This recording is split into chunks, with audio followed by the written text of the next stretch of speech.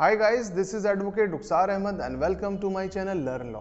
Friends, जब से lockdown लगा है लगभग मार्च से सभी व्यापार बंद हैं। लोग नौकरियों पर नहीं जा पा रहे हैं। कुछ हद तक वर्क फ्रॉम होम शुरू हुआ है।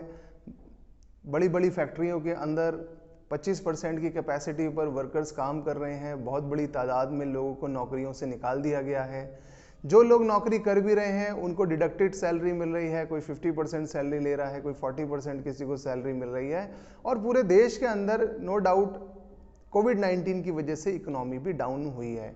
इसका असर उन लोगों पे भी पड़ा है जिन्होंने कोरोना वायरस या लॉकडाउन लगने से पहले लोन लिया था। ये लोन चाहे किसी नेशनलाइज्ड बैंक से लिया था, प्राइवेट बैंक से लिया था या किसी एनबीएफसी से लिया था, उन सभी के लिए एक बहुत बड़ी ट्रबल ये शुरू हो गई है कि अब वो अपनी ईएमआईज़ को कैसे चुकाएंगे।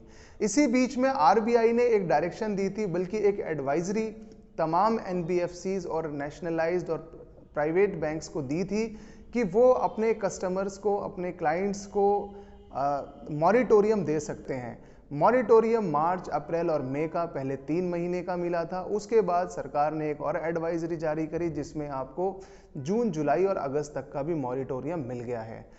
बहुत सारे लोगों ने इसको अवेल भी किया, लेकिन अभी भी मेरे पास ऐसी बड़ी तादाद में कॉल्स आती हैं कि जिसमें बैंक्स की तरफ से जो mobile application based loan companies हैं और एनबीएफसीज की तरफ से आज भी रिकवरी एजेंट्स क्लाइंट्स को, कस्टमर्स को कॉल करते हैं, बोरोवर को कॉल कर रहे हैं और उनसे ईएमआई की डिमांड कर रहे हैं। एक ऐसे समय में जब एक व्यक्ति के लिए अपना किचन चलाना मुश्किल है, 2 वक्त का खाना अरेंज कर पाना मुश्किल है, एक ऐसे समय में वो अपनी 10, 20, 30 हज़ार रुपये की ईएमआई कैसे भरेगा।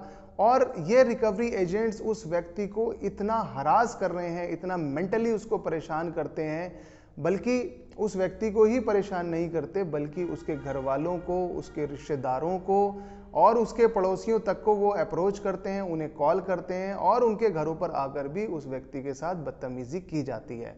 फ्रेंड्स, ये एक ऐसा वक्त है जब ऑलरेडी पूरी इंडिया में करोड़ों लोग डिप्रेशन में हैं अपनी इकोनॉमिक फॉल डाउन की वजह से। और ऐसे समय में जब कोई व्यक्ति आपको फ़ोन पर गाली देता है, आपको घर पर आकर धमकी देता है या आपके पड़ोसियों से, आपके रिश्तेदारों से आपकी इज्जत के साथ वो खिलवाड़ करता है, तो अब सिचुएशन बहुत ज़्यादा गंभीर हो जाती है। लोग मुझसे पूछते हैं कि मेरे क्लाइंट्स, मेरे व्यूवर्स मुझसे पूछते हैं कि सर इसका समाधान क्या है। फ्रेंड्स, अभी जो यहाँ पर आज हम डिस्कस कर रहे हैं कि ऐसे समय में जब मॉरिटोरियम भी आपको कोई एनबीएफसी नहीं दे रही है और आपके पास ईएमआई देने के लिए भी पैसे नहीं है, अब आपको क्या करना है। फ्रेंड्स, सबसे पहले आप ये समझिए कि अगर कोई भी एनबीएफसी बैंक आपको मॉरिटोरियम नहीं दे रहा है तो ये किसी भी बैंक के लिए कंपलसरी नहीं है, या आप as a matter of right अपना अधिकार समझ के उससे मॉरिटोरियम नहीं ले सकते हैं, क्योंकि ये सिंपल आरबीआई की एक एडवाइजरी थी। अगर आपका बैंक आपको मॉरिटोरियम दे रहा है या नहीं देता है, ये आपके बैंक की अपनी डिस्क्रेशन है, ये उसकी इच्छा शक्ति है। फ्रेंड्स, जो कंपनीज आपको मॉरिटोरियम नहीं दे रही हैं उनके रिकवरी एजेंट्स आपको कॉल कर रहे हैं, आपको परेशान कर रहे हैं। अब ऐसी सिचुएशन में आपको क्या करना है। फ्रेंड्स, अगर कोई भी रिकवरी एजेंट लगातार आपको कॉल कर रहा है, आपको धमकी दे रहा है, परेशान कर रहा है, तो किसी भी रिकवरी एजेंट के लिए आपसे पैसा रिकवर करने के लिए जब आप एग्रीमेंट बनाते हैं, जब आप बैंक से लोन लेते हैं और आप एक एग्रीमेंट बनाते हैं बैंक के साथ, तो उसमें कहीं पर भी ये कंडीशन नहीं होती है कि आप मुझे फ़ोन पर गाली बककर पैसा मुझसे रिकवर कर सकते हैं, या आप मेरे पड़ोसी जिसका मेरी ज़िंदगी से कोई लेना देना नहीं है, मेरे लोन से कोई लेना देना नहीं है, ना वो मेरे लोन के अंदर को बोरोवर है, ना वो मेरे लोन के अंदर गारंटर है, ना मैंने उसकी कोई श्योरिटी दी है, उस व्यक्ति को आप कॉल कर कर मेरा रेफरेंस देकर आप मुझसे पैसा रिकवर नहीं कर सकते। ऐसा कोई प्रोविजन कानून के अंदर नहीं है। और जो लोन एग्रीमेंट्स हम अपने बैंक्स के साथ साइन करते हैं उनके अंदर भी ऐसा कोई हम एग्रीमेंट क्लॉज साइन नहीं करते हैं। फ्रेंड्स, अगर बहुत ज़्यादा आपके ऊपर कोई प्रेशर बनाया जा रहा है तो सिंपल आप अपने रिकवरी एजेंट से या बैंक के स्टाफ से कह सकते हैं कि आप due process of law follow करके, यानी कि कानून का जो सही तरीका है उसे अपनाकर आप मुझसे जैसे पैसा रिकवर कर सकते हैं कर लीजिए।